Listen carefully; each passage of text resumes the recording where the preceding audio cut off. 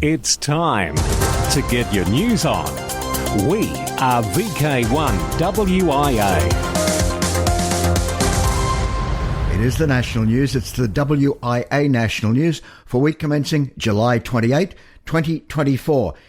Coming up to our 30th year of non-stop news, Australia's longest-running ham radio continuous news broadcasts. This week, WIA President Scott Williams, VK3KJ, bringing to the attention of affiliated clubs some very important reminders.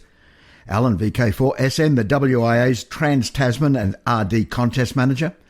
Shane, VK4KHZ, with an update of upcoming ARIS events in our region. But wait, there is much, much more in this edition of news from the Wireless Institute of Australia. I'm editor Graham, VK4BB, and who's this? This is Editor-in-Chief of Amateur Radio Magazine, Roger Harrison, VK2ZRH.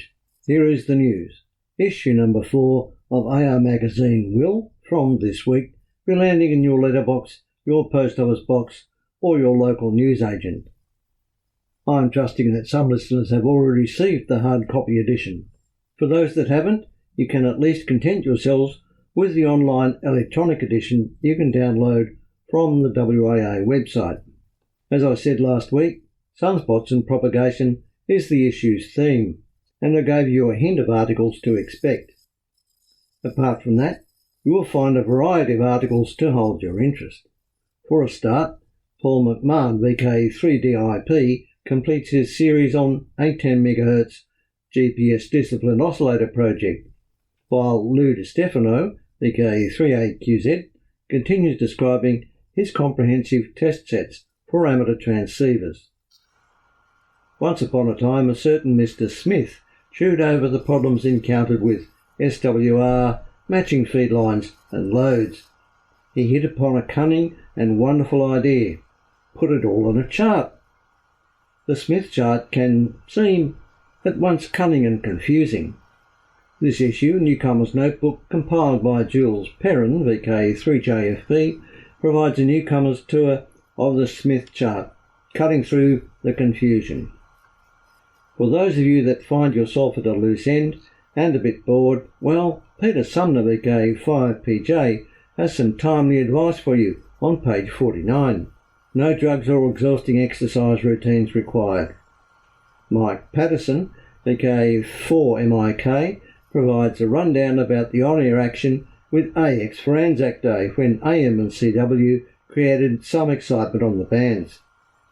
Further, we have a listing of AR's annual awards, a concise compilation of what your WIA is currently doing and working for you, plus highlights from the WIA convention and AGM in May. As usual, our collection of columnists continue their contributions, from Alara to West News and the WIA DX Awards listings. While the sunspot cycle waxes and wanes, you can rely on Waveguide, made from drains. Volume 92 of Amateur Radio Magazine, issue number 4, More Guts, Less Gab, proudly produced and printed in Australia. I'm Roger Harrison, VK2ZRH, for VK1WIA News. This is WA President Scott Williams, VK3KJ, and welcome to all listeners wherever you might be to the national news broadcast this week. This week I'd like to bring to the attention of affiliated clubs a couple of important things that are happening.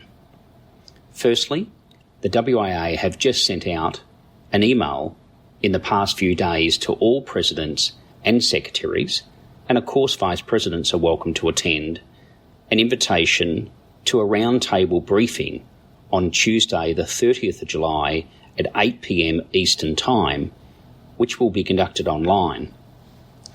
The briefing will be by the WIA Technical Advisory Committee Chair, Grant Willis, VK5GR, who will provide an overview and help affiliated clubs understand the scope of consultation on two important items. The first, introduce and explain the changes being proposed to the way repeater and beacon licensing is conducted and the implications for the new ACMA proposed FAP10 process. The WIA will also explain the purpose and high-level design of the new RALI technical standards for selecting amateur repeater and beacon frequencies. Second, WIA will also introduce the new 40-metre band plan consultation, what the identified issues are, and what are some of the areas that we're seeking feedback on. For all presidents, vice presidents or secretaries of affiliated clubs wishing to attend, please email WIA Company Secretary Peter Klee at secretary@wia.org.au. I'll just repeat that, secretary@wia.org.au. Details of both consultations can be found and downloaded by visiting the WIA website at www.wia.org.au. Finally, affiliated clubs might be aware that the Australian Taxation Office, from the 2023 to 2024 income year, have introduced a new not-for-profit NFP self-review return that needs to be lodged with the ATO. This applies to non-charitable NFPs with an active ABN, and you must lodge an annual NFP self-review return to notify the ATO of your eligibility to self-assess as income tax exempt. From 1 July, NFPs self-review returns can be lodged online. A guide to help you to submit your self-review return can be found at ato.gov.au/NFP self-review guide. It is understood the return takes around 10 minutes to complete online. The ATO is taking a practical compliance approach to help NFPs meet their reporting requirements and will help NFPs meet their obligations. This includes recently extending the deadline to the 31st of March 2025 for those NFPs having difficulties with lodging returns online. The WIA will shortly be writing to all affiliated clubs, supplying a range of information to assist clubs in meeting their reporting obligations. Please also visit the ATO website at ato.gov.au for further information. That's it for me this week, and this has been Scott Williams, WIA President on behalf of the WIA Board. Best wishes. We are VK1WIA. Now, international news with VK2LAW Jason. Hello. Who listens to the BBC broadcast content internationally? The organisation has released its 2024 global audience measurement and put the number at 450 million weekly, an increase of 3 million from last year. The global audience measure is an annual update of how many people consume the BBC weekly for all international services in all countries across TV, radio, website and social media. It excludes the BBC's output aimed at the UK market. BBC World Service offerings, operating in 42 languages, drew an audience of 320 million. BBC News Arabic saw a 9% increase, which the broadcaster attributed to the Israel-Gaza war. The Gaza Daily emergency radio service broadcasting on 6:39 a.m. is also part of the figures. The Arabic feed is the BBC's second largest language service, behind its BBC News Hindi service. The FCC has charged 13 landlords in the New York City area in connection with illegal radio broadcasting. They've been put on notice by the Federal Communications Commission, which is charging them with permitting individuals to engage in illegal radio broadcasts. A new emergency alert system event code likely is coming soon to the USA. The Federal Communications Commission is set to vote next month on a plan to create a dedicated event code for missing and endangered persons. Chairwoman Jessica Rosenworcel says the new code MEP will save lives by helping people who are missing, at risk of being overlooked and in danger. The chairwoman said in a statement that while law enforcement agencies have used Amber Alerts on TV and radio to help mobilise public attention and recover abducted children, we do not have a similar code in the emergency alert system dedicated to sounding the alarm over other missing and endangered persons, particularly the thousands of missing native and indigenous women who have disappeared from their homes never to be seen again. Last year, approximately 188,000 adults who were reported missing in the United States fell outside the criteria for Amber Alerts, according to the FCC. The good old-fashioned game of soccer, football, used to be a simple affair, 2 teams of 11 plus a few subs who were all wrangled by a referee and a couple of helpful linesmen. Long ago, these disparate groups lived together in harmony. Then everything changed. Now technology is being used to adjudicate all kinds of decisions, and fans are cheering, or in uproar, depending on how the hammer falls. That's only become even more prevalent in recent times, with smart balls the latest controversial addition to the world game, with their starring role at the recently held Euro 2024 Championship more than evident. Adidas have been a pioneer of so-called connected ball technology. This involves fitting match balls with sensors which can track the motion of the ball in space. According to Adidas, an inertial measurement unit is suspended in the middle of the ball. This is done with a delicate structure that holds the unit stably in place without impacting the performance of the ball. Powering is a small battery that can be recharged using an induction system. The IMU runs at a rate of 500 Hz, allowing hits to the ball to be measured down to tiny fractions of a second. The ball also features an ultra-wideband radio system for position tracking. For VK1WIA National News, in Sydney, I'm Jason, VK2LAW. From here, there and everywhere, you've tuned to the Wireless Institute of Australia's National News Service. We are VK1WIA. Now, operational news with Felix, VK4FUQ. Hello there. Now, Contest-wise 2024 and the RSGBI contest is this weekend, July 27. Last weekend saw the Trans-Tasman contest. Hi, this is Alan, VK4 Sierra November, the Trans-Tasman Contest Manager. Seems that all ops had a great time in last weekend's Trans-Tasman contest. Conditions were mostly excellent and activity was plentiful. Remember to have your log submitted by 1400 Zulu Sunday, the 28th of July. That's midnight on the East Coast. Submit logs via vklogchecker.com. The format required is Cabrillo. Some are confusing ADIF with Cabrillo, but they are 2 different formats. It's the Cabrillo one that we need. Remember, the Remembrance Day contest is the next VK contest, and it's happening on the 17th and 18th of August, just 3 weeks away.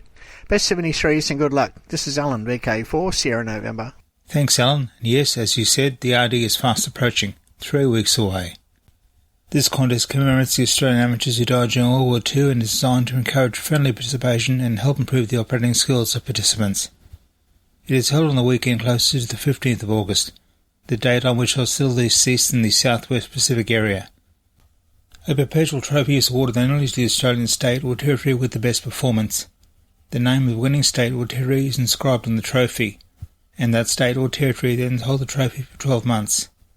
The winning state or territory is also given a certificate, as they are leading entrants. Amateurs will endeavour to contact amateurs in VK call areas, ZL and PT9, on all bands except WIA bands. Modes allowed are phone, CW and RTTY as per the era remembered. Again, the 2024 contest is 17th and 18th August. 44th Alara contest, and this Alara contest is always held on the last 4 weekend of August. Eligibility. All licensed operators throughout the world are invited to participate. Scout and Girl Guide groups are encouraged to take part using their club's equipment and call sign. Wilds work everyone. OMs work wilds only. Contest. Combined phone and CW run over 24 hours. Starts Saturday 25th August 2024 at 0600 hours UTC. Ends Sunday 26th August 2024 at 0559 hours UTC. Suggested frequencies. All HF bands except 160 metres and WIA bands. Contacts made on Echolink will also be accepted. Dex window to the world. OL-80 Carbon is active until the 30th of November to mark the 80th anniversary of Operation Carbon during World War II. This operation involved the dropping of paratroopers in the Protectorate of Bohemia in Moravia. The Protectorate of Bohemia and Moravia was a partially annexed territory of Nazi Germany that was established in 1939, after the German occupation of the Czech lands. A team of operators active using the call OL80 Carbon on CW, SSB and digital modes on the HF bands.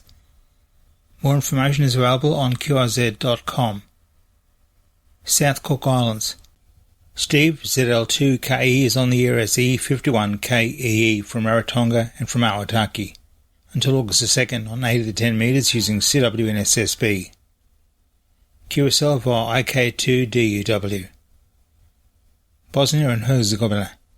E7100 radio is the special call sign for the Bosnia and Herzegovina IAA Member Society to celebrate 100 years of amateur radio innovation, community and advocacy.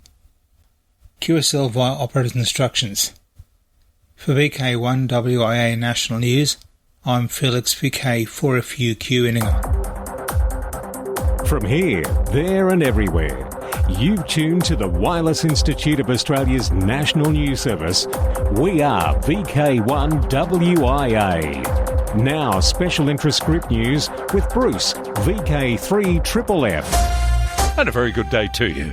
Worldwide Special Interest Group News, Summits on the Air, Worldwide Flora, Fauna Program, Parks on the Air, and other adventure groups. A de-expedition team is getting ready to operate from Canada's St Paul Island, and it might be the last visit for a while. Yes, this windswept, environmentally sensitive, treeless island in Canada is about to become home to a team of 10 expeditioners. They will be getting on the air on the 26th of August and remain until the 5th of September. This is the St Paul Island CY9C de-expedition, which has been granted access to the island by the Canadian Department of Fisheries and Oceans for this short window of time. The island, which is off the coast of Nova Scotia in the Cabot Strait, has designations in 3 award schemes: POTA as Charlie Alpha 0122, Lighthouse Sierra Tango Papa 002, and IOTA November Alpha 094. This is a return trip for many on the team who will be focusing on CW, but also operating SSB, FT8 and RTTY. There will also be satellite and moon bounce operation. Worldwide Special Interest Groups, Astronomy and Wireless Weather. The first rumblings of the Sun's next 11-year solar cycle have been detected in sound waves inside our home star, even though it is only halfway through its current one. This existing cycle is now at its peak, or solar maximum, which is when the Sun's magnetic field flips and its poles swap places, until mid-2025. It affects activity on the Sun's surface with sunspots, flares and coronal mass ejections, all more rampant at solar maximum. This leads to a surge in electromagnetic energy hurtling towards the Earth and makes aurorae visible more often and at lower altitudes. The current solar cycle, named Cycle 25 because it is the 25th since 1755, when extensive recording of solar sunspot activity began, started in 2019. Worldwide Special Interest Group CW, www.morsecodeclassnet.com. On Tuesday afternoons and evenings, the 40 and 80 metre bands come alive with the sound of slow CW. Mark, VK6QI. On Tuesday afternoons and evenings, the 40 and 80 metre bands come alive with the sound of slow CW. Who would have thought that this ancient art, which some say was once such a dreaded part of the amateur licence test, would become so popular in these days of modern communications? The uncontrolled net is run in designated portions of the 2 bands to encourage new CW operators to have a go at slow CW in a safe and really friendly environment. Slow speed and lots of mistakes are par for the course, and it's all about having a go, starting with the basic call sign and RST exchange, then over time getting better and better. The net also attracts its fair share of old-timers, who enjoy helping others to have a go or just enjoy the banter. The CQQRS net has been running every single Tuesday for the past 3 years and has been unbelievably popular. Over the 6 hours, we've had more than 4 dozen CQQRS members, plus numerous others, having a go, and who knows how many listeners are out there every Tuesday afternoon. So the CQQRS net is on between 700 Zulu and 1100 Zulu, between 7020 and 7040 kHz, and between 900 Zulu and 1300 Zulu, between 3540 and 3570 kHz every Tuesday. For more information and to receive our free weekly CQQRS RagTune newsletter, contact me, Mark, VK2KI and VK6QI, via the email address on qrz.com, or you'll find our email address in the text version of this segment on the WIA website. Thanks, Mark. Worldwide special interest groups, digital. First, M17-based radios begin shipping. Connect Systems has begun shipping the first radios that operate M17 out of the box. The M17 project is an open-source digital mode alternative to modes such as D-Star and System Fusion, which rely on proprietary encoding and decoding hardware and software. The CS7000 M17 is an HT transceiver running M17 described as 4FSK modulation with an open-source protocol and vocoder. A plus version of the HT with additional memory and processing power will also be available. Worldwide special interest groups, Final Frontier. Hi, this is Shane, VK4KHZ, with an update of upcoming ARIS events in our region. On Friday the 2nd of August 2024, at approximately 12:45 UTC, we have a scheduled ARIS Telebridge event with a youth group based in Banda Aceh, Indonesia. This event will be facilitated via Mackay-based ground station VK4ISS and operated by Shane, VK4KHZ, and Stephen, VK4SJV. The students from Banda Aceh have prepared 16 questions for US astronaut Sunita Williams. The ISS pass will be approximately 10 minutes duration, with a maximum pass elevation of 27 degrees at VK4ISS. The downlink signal from the ISS will be transmitted on 145.800 FM, plus or minus Doppler shift, and the audio downlink will be able to be received over a large portion of eastern Australia. Until the next update, this is Shane, VK4KHZ. Worldwide special interest groups, IOTA. RSGB IOTA contest is now on, July 27th to 28th. VK2W7BRS Lord Howe Island, OC004. Jeff, operating from Lord Howe past week, says the number of QSOs in his log is really low and believes part of the reason is the fact that VK2 as a prefix does not sound like Lord Howe Island. Despite the official rule changes, the Lord Howe Island prefix of VK2 does not register with people. Most amateurs are used to VK9L being a prefix that indicates the location, and yet, despite all of the efforts to get the country data files updated and so on, most just aren't aware of the fact that ACMA changed, or reaffirmed existing policy that was already esoteric, that Lord Howe Island is not VK9L. Jeff has a very strong suspicion that if he were to call CQ VK9L, the QSO counts would spike and he'd have real pile-ups to worry about. Currently, he can call CQ pretty much for an hour and not get a QSO. Maybe a few from the mainland VK, but not a single QSO from Japan on SSB, and not more than a handful of SSB QSO from the North Americas. Yes, it seems it's all in the call. Sao Tome and Principe, IOTA Alpha Foxtrot 023. The Dateline DX Association, DDXA, a worldwide DX organisation, has announced the activation of Sao Tome and Principe, a small island nation off the coast of Gabon, from the 11th to 20th of November 2024. The licence, issued by the General Regulatory Authority in Sao Tome and Principe, authorised the call sign Sierra 9 Zulu. The team will operate SSB, CW and digital modes on all HF bands, 10 to 160 metres, VHF on 6 metres, and will also be on 432 MHz EME. Worldwide special interest groups, radio amateur young timers. YOTA, here's Alec, VK2MV. Thank you, Bruce. Ham radio lecturer and educator Dan KB6NU visited New York City to help those in the hacker and STEM/STEAM community blaze a trail into amateur radio. By the time he had finished teaching his one-day course, Ham Radio for Hackers, on 13th of July, 25 hackers had passed the US FCC technician test.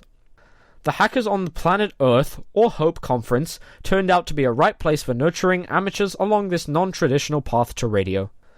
Ed, N2XTD, and Nicole, AD2IM, who were a part of the volunteer examiner team, told Newsline that the new licensees included a 9-year-old girl. They said they shared Dan's hope that the worlds of hackers and hams will continue to merge successfully into a new adventure in ham radio. Speaking about new adventures, another new adventure began yesterday, the 27th of July, for the young US radio operators who are part of the Dave Coulter Memorial Youth DX Adventure. These other young amateurs are using the special event call sign K3Y on the HF bands during the RSGB IOTA contest this weekend. For the second consecutive year, they will be hosted by the K3LR contest group station in Western Pennsylvania, which is one of the world's largest contest stations. The youth team members are Ian, KI8NA, and Lily, W8LIL. They will be accompanied by youth mentors Katie, KE8LQR, and Grace, KE8RJU. Now, how about it, Aussie Yoda members? Let's hear what you are doing in this great hobby of ours. For VK1WIA National News, I'm Alec, VK2MV in Sydney. Now back to you, Bruce. Thanks, Alec. Worldwide special interest groups, Maritime. Amateur radio participates in world's largest naval exercise.